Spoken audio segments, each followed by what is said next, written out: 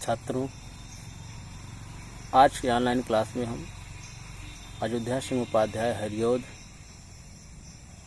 द्वारा रचित पवन दूतिका के काव्यांश 19 और 20 का अध्ययन करेंगे।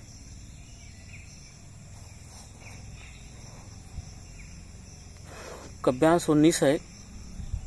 जो प्यारे मंजू पवन या वाटिका में खड़े हों,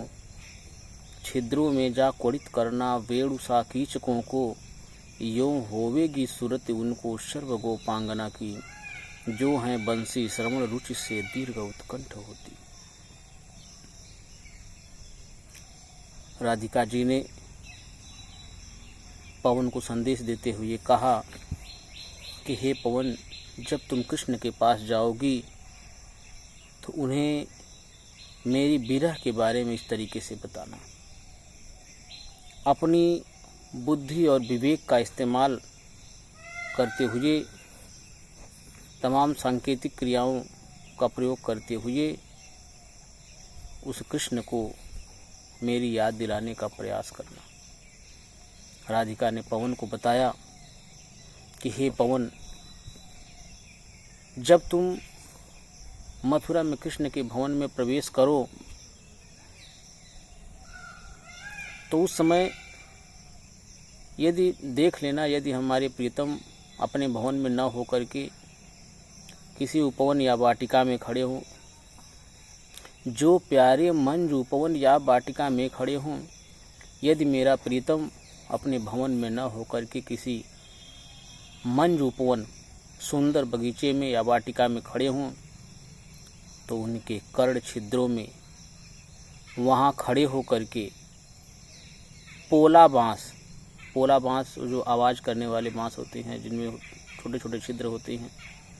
पोला बाँस को इस तरह से हिला देना कि जिससे वे बांसुरी की भांति बजने लगे, उनमें से बांसुरी जैसी आवाज़ सुनाई देने लगे, बांसुरी जैसी आवाज़ प्रतीत हो सकता है उस बांसुरी जैसी धुन को सुन करके उन्हें हम गोपियों का स्मरण हो जाए, यों होवेगी सूरत उनको सर्व गोपांगना की। इस तरीके से हो सकता है उस बांसुरी जैसी ध्वनि को सुन करके उनको हम सभी गोपियों की याद आ जाए, और उन गोपियों की याद आ जाए जो ब्रज में उनकी बांसुरी की धुन को सुनने के लिए बड़ी उतावली हुआ करती थी। और यदि फिर भी उनको हम गोपियों की याद न आए तो क्या करना? ला के फूले कमल दल को श्याम के सामने ही, थोड़ा थोड़ा विपुल जल में व्यग्र हो डुबाना, यों देना अभगिनी जतला एक अम्भोज नेत्रा, आँखों को हो विरह विधुरा वार में बोलती है। हे बहन, हे पवन, यदि इन प्रतीकों के माध्यम से उन्हें हमारी याद न आए तो क्या करना? तो किसी फूले हुए कमल को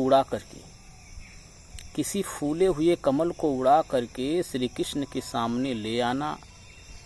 और व्यग्र होकर के, व्याकुल होकर के उसे बार बार जल में डुबोना। हे बहन, इस प्रकार तुम कृष्ण को यह बता देना, यह बताने का प्रयास करना कि एक कमल जैसे नेत्र वाली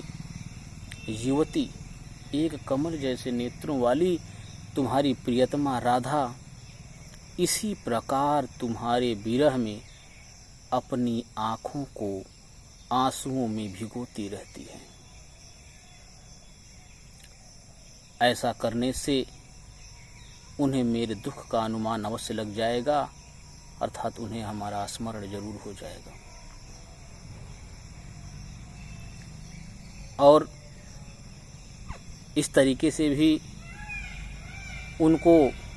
जब हमारा स्मरण न हो तो भी और भी अन्य क्रियाएं हैं जिन्हें मैं तुमको बता रही हूँ, उस प्रकार उनको याद दिलाने का प्रयास करना। जैसे धीरे लाना वहन करके नीप का पुष्प कोई, धीरे लाना वहन करके नीप का पुष्प कोई, और प्यारे के चपल दृग के सामने ला डाल देना, ऐसे देना प्रकट दिखला नित्य आशंकिता हो, कैसी होती विरह वश में मैं नित्य रोमांचिता हूँ। धीरे लाना वहन कर के नीप का पुष्प कोई, नीप कहने का, नीप का पुष्प, जो नीप माने होता है कदम, नीप का पुष्प कदम के पुष्प को कहा गया है। और हे पवन, यदि हमारे प्रियतम श्री कृष्ण किसी वृक्ष के नीचे बैठे, यदि हमारे प्रियतम किसी वृक्ष के नीचे बैठे हों, तो उसी वृक्ष का